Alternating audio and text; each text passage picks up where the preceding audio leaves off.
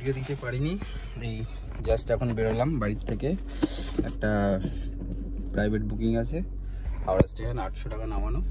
দেখা যাক আজকে কত কি হয়, চলো তোমাদের দেখাচ্ছি।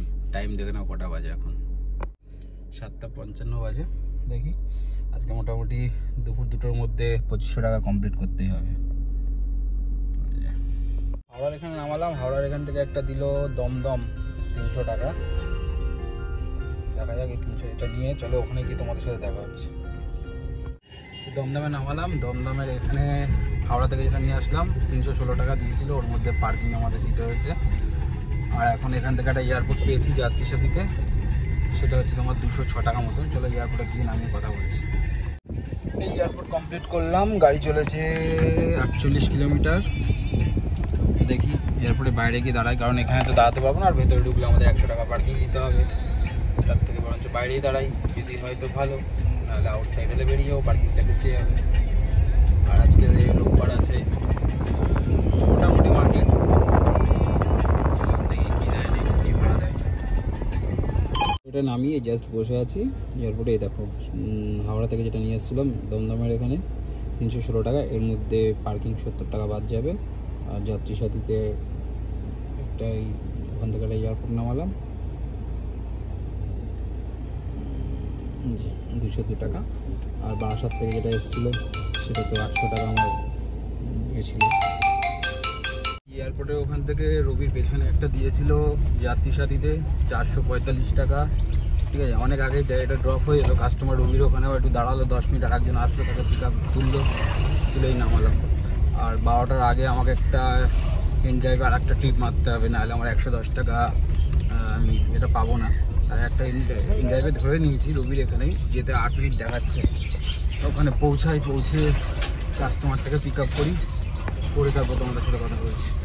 চলো, রবি থেকে যেই ভাড়াটা দিয়েছিল ওই ভাড়াটা নিয়ে আমি জানি না কেন আমি কালকে ভিডিও করতে পারিনি। কালকেও সেম এরকম মেটিয়া ব্রিজের এদিকে এসেছিলাম, আজকেও এখন এই যে রবি থেকে যেটা নিলাম এটাই মেটিয়া ব্রিজের এখানে জাস্ট ড্রপ করলাম। দেখি এখন এখান থেকে পাবো কিনা, জানি না এখান থেকে পাবো কিনা, দেখি না পেলে খিদিরপুরের দিকে চলে যাবো। বলেছে দেখো 90 কিলোমিটার, আর বলেছিলাম 2টোর মধ্যে 2000 টাকা কমপ্লিট করতে হবে। 12:40 এখনো হয়নি, বাট আমার 2000 টাকা বেশি হয়ে গেছে। চলো তোমাদের দেখিয়ে দিচ্ছি। দেখো যাত্রী সাথীতে এটা হচ্ছে আজকের 20 তারিখ 647, আর র্যাপিডোতে 680, ঠিক আছে 680 টুডে আর্নিং। আর সকালবেলা যেটা নিয়ে গেছিলাম ইয়েতে হাওড়াতে, ওটা আমাকে 800 টাকা দিয়েছে।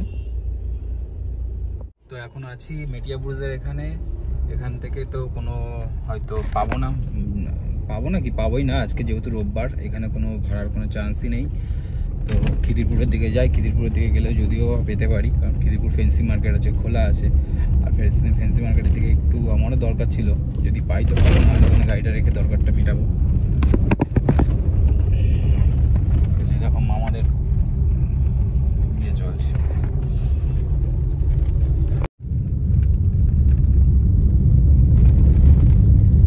যাত্রী সাথীতে 1165, আর র্যাপিডোতে 680, আর ওদিকে হাওড়া মেরেছিলাম বারাসাত থেকে একটা 800 টাকা। বলেছিলাম 2টোর মধ্যে দেখি 2000 টাকা কমপ্লিট হয় কিনা। 2:47 বাজে, 2650 টাকা মতন কাজ হয়েছে। চলো আজকের মধ্যে একটুখানি থাক, আবার কালকে দেখা যাবে। চলো টাটা। গাড়ি চলেছে ভাই 130 কিলোমিটার, আর আমার আর্নিং হয়েছে আজকে এদিকে ধরলে 2650 টাকা মতন। গাড়ি যে কাস্টমারটাকে নিয়ে এসেছিলাম, এই কাস্টমারটা তো 517 টাকা যাত্রী সাথে দেখিয়েছিল, আর তোমাদের বললাম এসি চালালে 600 টাকা হয়ে যাবে। সেটা এসি কাস্টমার বলেছিলাম 650 টাকা পড়বে, তো কাস্টমার 650 টাকা দিয়ে দিয়েছে। তো ওখানে আমার আরও 130 টাকা এক্সট্রা হয়ে যাবে, তো আমার এই 2800 টাকার কাছাকাছি আজকে কাজ।